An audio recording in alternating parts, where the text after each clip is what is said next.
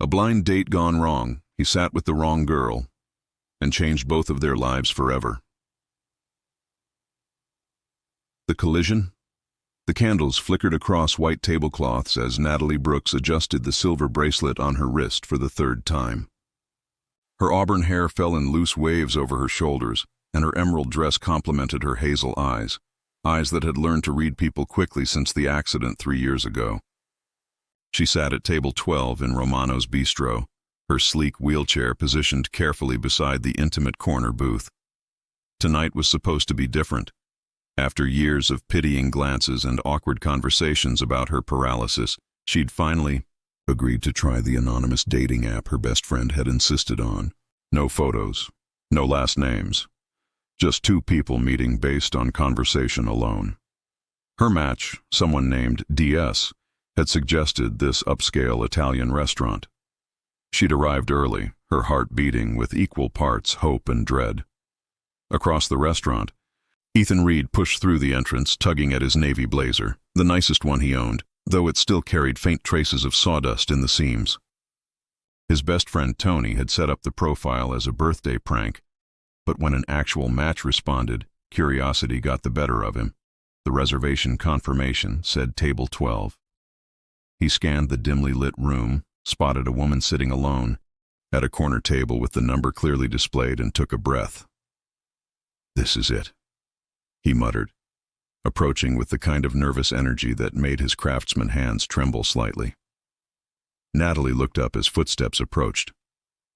The man standing before her wore a slightly rumpled blazer over a clean white shirt, his dark hair tousled in a way that suggested he'd forgotten to check a mirror, but his eyes, deep brown and genuinely warm, held something that made her breath catch. "Table 12?" Ethan asked, holding up his phone with the confirmation. "Yes," Natalie replied, her voice steady despite her racing pulse. "You must be my date?" Ethan smiled, relieved. "I must be. Well, I guess we're doing the mysterious thing. Mind if I sit?" "Please." He slid into the booth across from her, and only then did his gaze drop briefly to her wheelchair before returning to her face. Not with pity, but simple acknowledgement, the way one might notice someone wearing glasses. "So," Ethan began, unfolding his napkin, "I'll be honest, my friend set this up. I build furniture for a living and barely know how to work my phone. This whole anonymous dating thing, terrifying." Natalie laughed, a genuine sound that surprised even her. "My friend bullied me into it, said I needed to stop hiding behind work and actually live a little." "What do you do?" "I work in tech," she said carefully, leaving out the part where her father owned the company, and she was being groomed to take over, despite his doubts about her capabilities since the accident. "That's impressive. I mostly work with wood in my hands." He held up his palms, showing calluses and faint scars. "Not exactly glamorous." "I think hands that create things are beautiful," Natalie said softly. Something passed between them, an understanding that went beyond words. They talked for 20 minutes about everything except the things that usually defined them. Ethan told her about the rocking chair he was building for his sister's new baby, how he'd learned woodworking from his grandfather who believed every piece of furniture should tell a story. Natalie shared her love for old jazz records, her secret dream of learning to paint, how thunderstorms made her feel alive. "There's something freeing about storms," she explained, stirring her untouched wine. "Like the world is too busy being wild to judge anyone." Ethan leaned forward, captivated. "I've never thought of it that way, but you're right. It's like nature doesn't care about our small problems." "Exactly." Natalie's smile reached her eyes this time. The waiter had just taken their order when a tall man in an expensive charcoal suit appeared at their table. His blonde hair was slicked back. His watch probably cost more than Ethan's truck, and his expression radiated entitled irritation. "What the hell is this?" Derek Sutton demanded, staring at Natalie.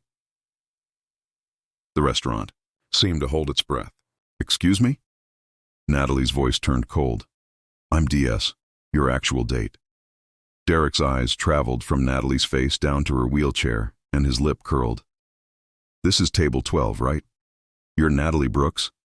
Ethan stood slowly, his chair scraping against polished wood. "Who are you?" "Her real date," Derek sneered. "And you're clearly at the wrong table, buddy." He turned back to Natalie, his expression morphing from irritation to disgust. "You didn't mention you were in a wheelchair. That's kind of important." "Information, don't you think?" The color drained from Natalie's face. Her hands gripped the wheels of her chair, knuckles white. "She doesn't owe you her medical history," Ethan said quietly, but his voice carried the weight of barely controlled anger. Derek laughed, a sharp, ugly sound. "Look, I'm sorry, but this isn't what I signed up for. I thought I was meeting someone normal." The word hung in the air like poison. Ethan moved between Derek and Natalie in one fluid motion. He wasn't particularly tall or imposing, but something in his stance, the solid presence of a man who worked with his hands and knew his own strength, made Derek step back. "You need to leave," Ethan said, his tone leaving no room for argument. "Now. Or what, Carpenter? You'll sand me to death? Or I'll ask the manager to remove you for harassing this woman. Your choice." Other diners were staring now. A waiter hovered uncertainly nearby. Derek's face flushed red. "This is ridiculous. She's the one sitting here with dignity while you're making a scene." Ethan cut him off. "Go." For a moment, Derek looked like he might argue. Then he caught sight of the maitre d' approaching with a concerned expression, muttered something under his breath, and stalked away. The restaurant slowly returned to its ambient murmur. Ethan turned back to Natalie, and his expression softened immediately. "Are you okay?" She was staring at her hands, breathing carefully through her nose. When she looked up, her eyes were bright with unshed tears, but her voice was steady. "You didn't have to do that." "Yes, I did." He sat back down, this time moving to the seat beside her instead of across from her. Closer, but not crowding. "Nobody gets to talk to you like that. You don't even know me. I know enough." Ethan's brown eyes held hers. "I know you see beauty in storms. I know you think creative hands matter more than clean ones. I know you laugh like you mean it. That's more than enough." A single tear escaped, rolling down Natalie's cheek. She wiped it away quickly. "This was supposed to be my fresh start. A chance to meet someone who didn't know about my father or the accident, or everything." "What if it still is?" Ethan asked gently. "What if the wrong table turned out to be exactly the right place?" Natalie studied his face. The honest concern there, the complete absence of pity. "You're serious? I don't know what your story is, and you don't have to tell me, but I'd really like to finish this date. With you, if you want to." She didn't answer immediately. Instead, she reached into her small purse and pulled out a tissue, dabbing her eyes carefully so as not to smudge her makeup. Then she looked at him with a small, genuine smile that transformed her entire face. "I haven't had the bruschetta here yet. They're supposed to be amazing." Ethan grinned. "Then we should definitely stay." They ordered appetizers and entrees, and the conversation flowed even easier than before. Ethan told her about the time he accidentally built a bookshelf backwards and had to convince a client it was modern asymmetrical design. Natalie admitted she once crashed her wheelchair into her father's prized sculpture and blamed it on the cleaning staff. "You didn't," Ethan laughed. "I did. I was 17 and rebellious." She grinned mischievously. He found out 3 months later when the security footage was reviewed for something else. I was grounded until college. Worth it? Completely. That sculpture was hideous. As the evening wore on, Natalie found herself relaxing in a way she hadn't in years. Ethan asked about her wheelchair only once. A simple, respectful question about whether she needed anything to be more comfortable, and then treated it as simply part of who she was, no more defining than the color of her eyes. When the check came, they fought over it playfully until Ethan suggested splitting it. "Old-fashioned gentleman thing says I should pay," he admitted. "But modern respect says we split it, and honestly, you seem like someone who'd prefer respect." "You're absolutely right," Natalie said warmly. Outside the restaurant, the night air was cool and crisp. City lights sparkled against a dark sky, and somewhere in the distance, thunder rumbled, a storm approaching. "There's your wild weather," Ethan noted. "Perfect timing." Natalie looked up at the sky, then at him. "Thank you for tonight, for staying, for seeing me.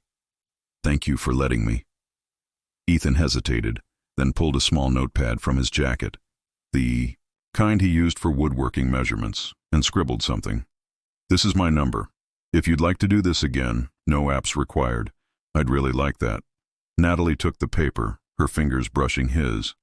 "I'd like that too." They stayed there for another moment, neither quite ready to leave, until the first drops of rain began to fall. "Need help getting anywhere?" Ethan asked. "I've got this, but I'll call you." "I hope you do." As Natalie wheeled away toward her car where her driver waited, she glanced back once. Ethan stood in the rain, watching to make sure she got there safely, his hands in his pockets and a gentle smile on his face.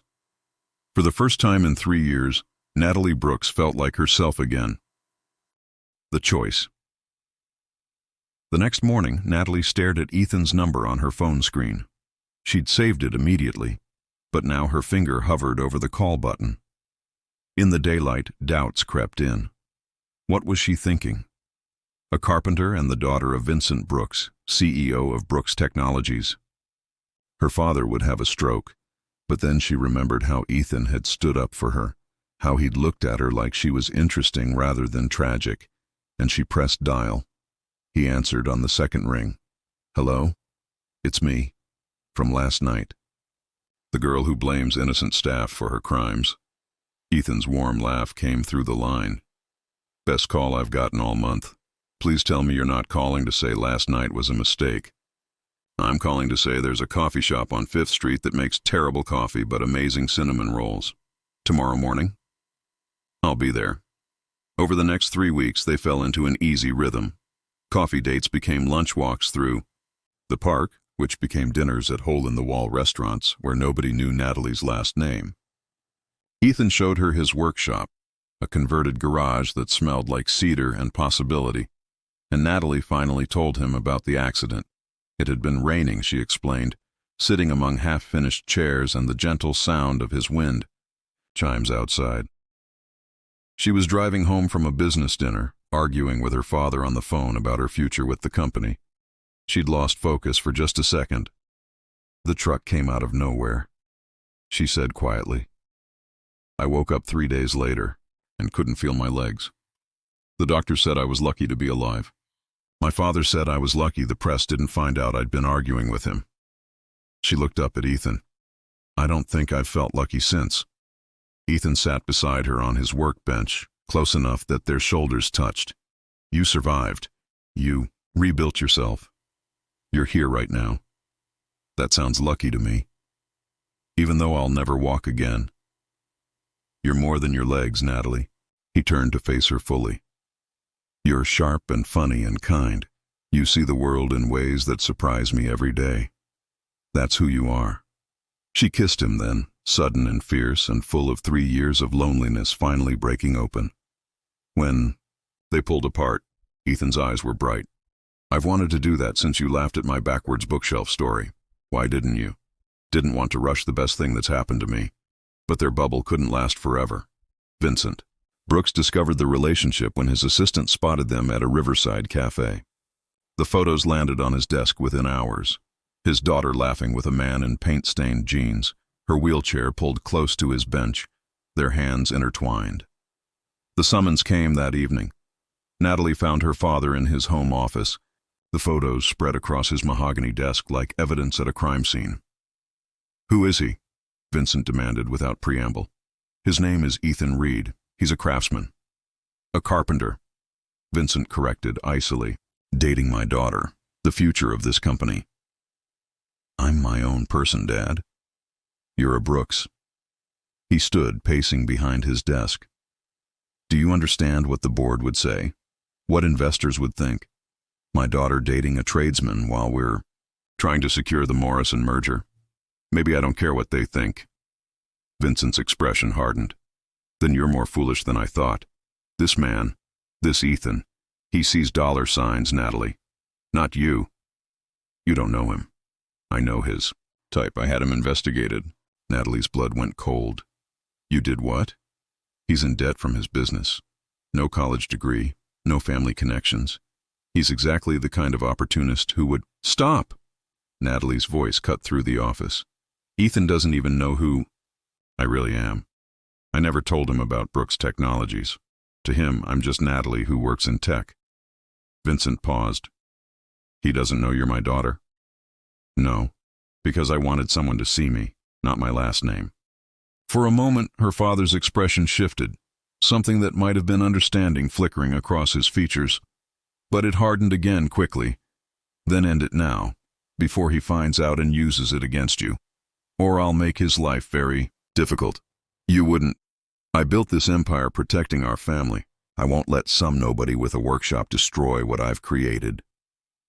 Vincent sat down heavily. You have until the weekend. End it or I will. Natalie left without another word. She didn't call Ethan that night, or the next day. Her phone sat silent. On her desk at work, his name in her messages like an accusation. What could she say? That her father thought he was a gold digger? That her last name alone could ruin his business? By the third day, Ethan showed up at her office building. He waited in the lobby, looking out of place among the suits and designer handbags, his worn leather jacket and work boots marking him as different. When Natalie wheeled out of the elevator and saw him, her heart clenched. You've been avoiding me, he said simply. Ethan, you shouldn't be here. Then where should I be? You disappeared. No calls? No texts? Did I do something wrong? She couldn't meet his eyes. It's complicated. Then uncomplicate it. He knelt down so they were at eye level, ignoring the curious stares from passing employees. Talk to me, Natalie. My father knows about us. He had you investigated. He thinks you're using me. Ethan's jaw tightened. That's insane. He threatened to ruin your business if I don't end things. I don't care. I do. Natalie's voice broke. Everything you've built, Ethan. Your grandfather's legacy. I won't let my father destroy that because of me. So what? You're just going to walk away? Decide for both of us? I'm trying to protect you. Ethan stood, running a hand through his hair in frustration. I don't need protecting. I need you to trust me enough to fight for this. You don't understand what he's capable of? Then help me understand. But don't make this choice alone, Natalie. That's not fair to either of us. She wanted to tell him everything. That her full name was Natalie Brooks. That her father controlled half the tech industry in the city. That loving her came with a price tag neither of them could afford. But the words stuck in her throat. I think you should go, she whispered. The hurt in Ethan's eyes was physical. If that's what you want, it's what's best. He nodded slowly, backing away. For what it's worth, I never cared who your father was or what you were worth. I just cared about you. Then he was gone, disappearing into the lunchtime crowd. Natalie sat frozen in the lobby for 20 minutes, watching people rush past with their important meetings and urgent deadlines, and wondered when her life had become a cage. That night, thunder rolled across the city. The storm Natalie had been unconsciously waiting for finally arrived with sheets of rain and lightning that turned the sky purple. She sat by her apartment window, watching water stream down the glass, and made a decision. She texted her assistant to arrange a car. The drive to Ethan's workshop took 40 minutes through flooded streets. Her driver protested, but she insisted. When they arrived, she maneuvered her wheelchair through the rain, getting soaked within seconds, not caring. The workshop lights were on. Through the window, she could see Ethan standing at his workbench, shoulders tense, staring down at a piece of wood he wasn't actually working on. She knocked on the door. He opened it, surprise and hope and wariness all crossing his face in rapid succession. You're soaked, he said. I don't care. Natalie rolled forward into the workshop, rain dripping onto his floor. I was wrong. I was scared, and I was wrong. Ethan closed the door behind her, grabbing a towel from a hook and gently wrapping it around her shoulders. Wrong about what? About making choices for us. About protecting you by pushing you away. She looked up at him, rainwater and tears mingling on her cheeks. My full name is Natalie Brooks. My father is Vincent Brooks. I'm not just someone who works in tech. I'm supposed to inherit his company, and he's threatened to destroy you if we stay together." Ethan absorbed this information quietly.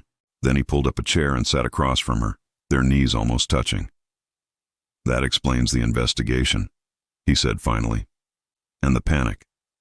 But Natalie, did you really think learning you're rich would change how I feel? It changes everything. The pressure, the expectations, the public scrutiny. It changes logistics. It doesn't change us." He took her hands.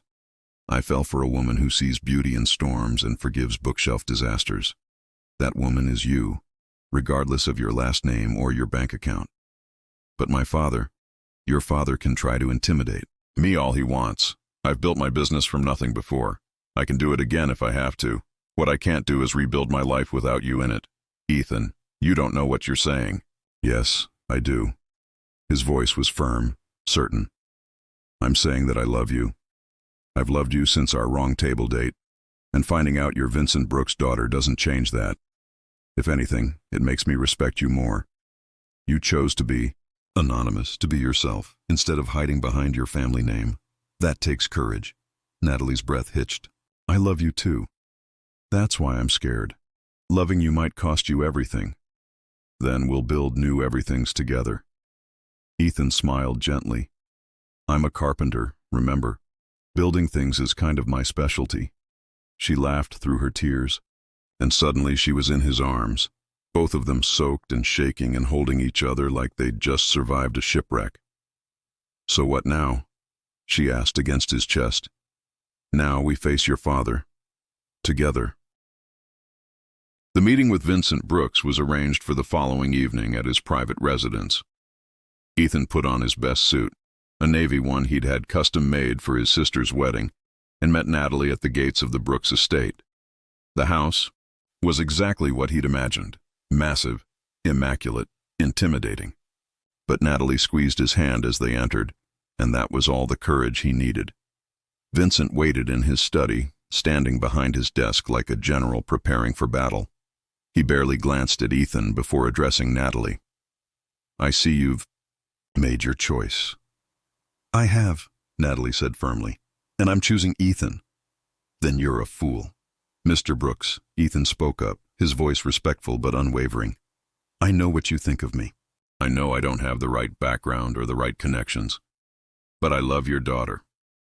Not your money, not your company. Her. And I'll spend every day proving that if I have to." Vincent's eyes narrowed. "Pretty speech. What happens when the press tears you apart? When business associates question her judgment for choosing someone beneath her status? Can you handle being called a charity case?" "I've been called worse by better people," Ethan replied calmly. "I can handle whatever comes." "And what can you offer her? A workshop, a modest life?" "Respect, partnership, love without conditions." Ethan met the older man's gaze steadily. "Things that apparently money can't buy." The room fell silent. Vincent studied Ethan for a long moment, and something shifted in his expression. Not quite approval, but a reluctant recognition. "You have courage, I'll give you that." He turned to his daughter. "Natalie, are you absolutely certain about this? Once you commit publicly, there's no going back. The scrutiny will be intense." "I'm certain." Her voice didn't waver. Vincent sighed heavily, suddenly looking older. "Your mother would have liked him. She always said I worried too much about appearances and not enough about character." He walked around the desk, stopping in front of Ethan. "If you hurt my daughter, there isn't a corner of this city where you can hide from me." "Understood, sir. But if you make her happy..." Vincent paused, then extended his hand. "Then perhaps I've judged too quickly." Ethan shook his hand, feeling the strength in the older man's grip and the weight of what he was accepting. As they left the estate an hour later, Natalie was crying again, but this time from relief and joy. "He gave us his blessing," she said incredulously. "I didn't think he would." "He loves you," Ethan replied. "That was obvious. He's just been protecting you the only way he knows how." They celebrated that night at Romano's Bistro, the same restaurant, where they'd met. The maitre d' remembered them and gave them table 12 without asking. 6 months later, Ethan's workshop was transformed. White curtains hung from exposed beams, wild flowers filled mason jars on every surface, and chairs salvaged from estate sales formed neat rows facing a makeshift altar Ethan had built himself from reclaimed oak. The guest list was small and eclectic. Natalie's colleagues from Brooks Technologies mixed with Ethan's woodworking clients. Her father sat in the front row next to Ethan's sister and the baby, now sleeping in the rocking chair he'd made. But everyone fell silent when Natalie appeared. She wasn't in her wheelchair. Instead, she stood at the entrance wearing a simple ivory dress, her hands gripping the handles of a walker, her legs trembling with effort but holding steady. 6 months of physical therapy, countless hours of painful exercise, and sheer stubborn determination had led to this moment. Ethan's eyes filled with tears as she took her first step. The walk down the aisle took nearly 5 minutes. Each step was slow, deliberate, hard-won. Twice she paused, breathing through the effort, but she never stopped. And when she finally reached Ethan, he took her hands as her therapist quietly moved the walker aside. "You walk to me," he whispered, voice breaking. "I told you I would," she replied, smiling through her own tears. Their vows were simple and true.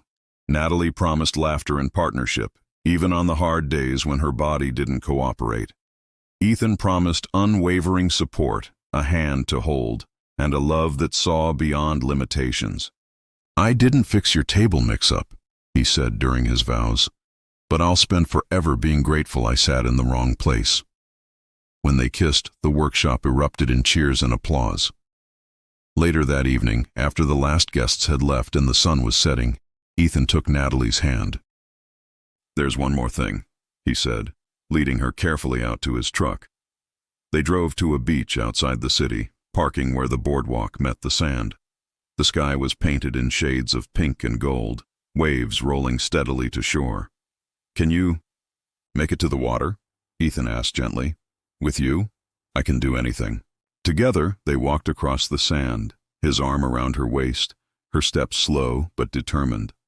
When they reached the water's edge, she gasped as the cool ocean washed over her bare feet. "I haven't felt sand between my toes in 3 years," she whispered. "How does it feel?" "Like coming home." They stood there as the sun disappeared below the horizon. Two people who'd found each other at the wrong table and discovered it was exactly where they were meant to be. Ethan pulled her close, kissing her temple. "Ready for forever?" Natalie leaned into him, watching stars begin to emerge in the darkening sky. "With you? I've been ready since the moment you stayed." And as the ocean sang its ancient song and the first stars of evening appeared, they stood together, not despite their circumstances, but because of them. Two broken people who'd found wholeness in each other, proving that sometimes the greatest love stories begin with a simple mistake and end with a choice to fight for something real. Their forever had begun at the wrong table, but their always would be built at exactly the right one.